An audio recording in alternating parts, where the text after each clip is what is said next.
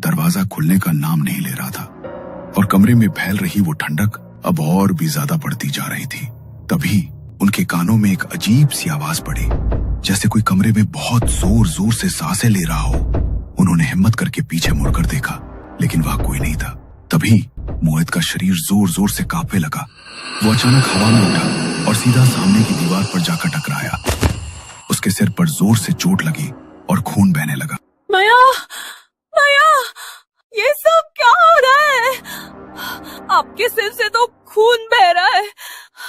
हमें ये गेम में ही खेलना चाहिए था भैया।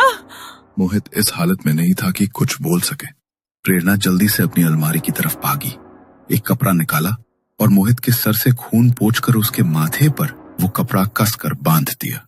धीरे धीरे कमरे में छाई हुई ठंडक थोड़ी कम हुई और तेज चलने वाली हवाएं भी अब शांत होने लगी। उन्हें लगा शायद सब कुछ अब ठीक हो गया है, लेकिन तभी उन्हें वहां किसी के कदमों की धीमी आहट सुनाई दी। ऐसा लग रहा है कि अभी भी हमारे अलावा कोई और मौजूद है। शायद हमें वो गेम दोबारा खेलकर ये बोलना चाहिए कि जो भी आत्मा यहाँ है प्लीज यहाँ से चली जाए। तुम ठीक कह रही हो प्रेरणा। हमने ये गेम खेल के बहुत बड़ी गलती कर दी, लेकिन अब जब इसे शुरू कर ही दिया है तो इसे खत्म भी हमें ही करना होगा।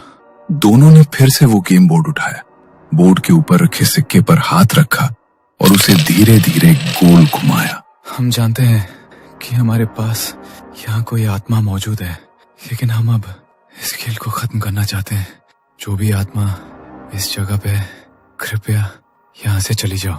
हमारा इरादा तुम्हें परेशान करने का नहीं था।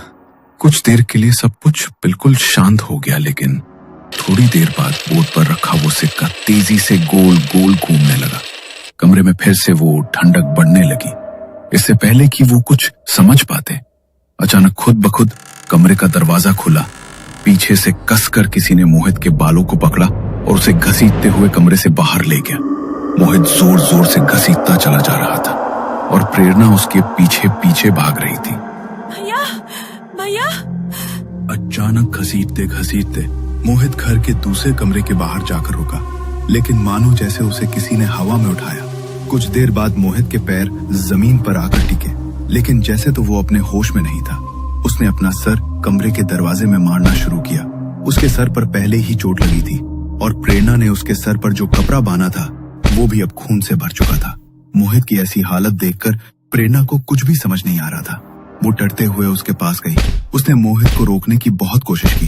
भैया, आपको क्या हो गया भैया? प्लीज ऐसा मत कीजिए, आपको कुछ हो जाएगा। मोहित अचानक रुका। प्रेरणा अपने स्कार्फ से उसके माथे से निकला खून साफ करने लगी।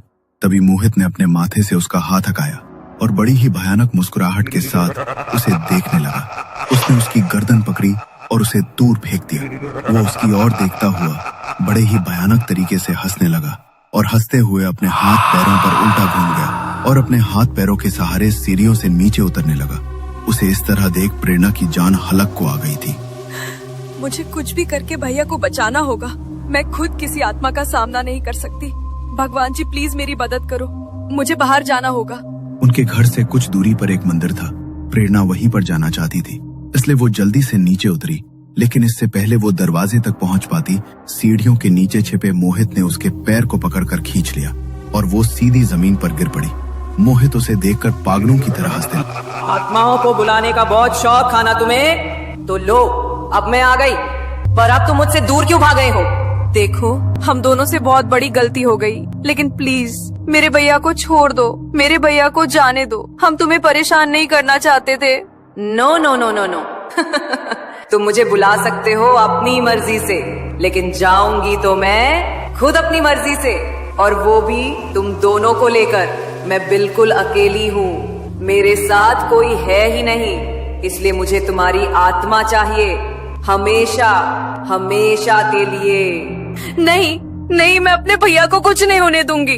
उसकी बात सुनकर मोहित जोर जोर से भयानक आवाज में हंसने लगा। उसने अपने हाथ की हड्डी को मरोड़ा और पूरे घर में उसकी हड्डियों के चटकने की आवाज गूंज उठी। दर्द के मारे वो जोर जोर से चिल्ला रहा था और जैसे ही प्रेरणा उसके पास जा रही थी, वैसे ही वो खुद को और ज्यादा दर्द पहुंचा रहा था। प्लीज ऐसा मत करो, मेरे भैया को छोड़ दो, उन्हें बहुत दर्द हो रहा है। लगता है तुझे अपने भाई को दर्द में देखकर कुछ ज्यादा ही तकलीफ हो रही है। एक काम करती हूँ, पहले तुझे ही मार देती हूँ, तो फिर तुझे तकलीफ नहीं होगी। उसने डाइनिंग टेबल पर रखी फूड बास्केट से चाकू उठाया और प्रेरणा की तरफ फेंक कर मारा। वो चाकू सीधा प्रेरणा के हाथ में जा लगा। प्रेरणा दर्द से चीख उठी। मोहित तेजी से उसकी तरफ भागा और उसके हाथ से चाकू खींच लिया और उसी चाकू को उसकी हथेली में घोंप दिया। वो बार बार उसी घाव पर वार करता गया। प्रेरणा का पूरा हाथ खून से सन चुका था। उसकी आंखों से आंसू लगातार बह रहे थे, लेकिन मोहित के ऊपर तो अब शैतान सवार था। दर्द हो रहा है? कोई बात नहीं, थोड़ी देर में सब खत्म हो जाएगा, क्योंकि मरने के बाद कोई दर्द नहीं होता। प्रेरणा ने पूरी हिम्मत जुटाकर चाकू अपनी हथेली से निकाला, लेकिन मोहित ने उसी वक्त चाकू दोबारा उठा लिया, पर इस बार उसने प्रेरणा पर वार नहीं किया। उसने अपनी ही कलाई पर चीरे लगाने शुरू कर दिए। खून टपकता हुआ जमीन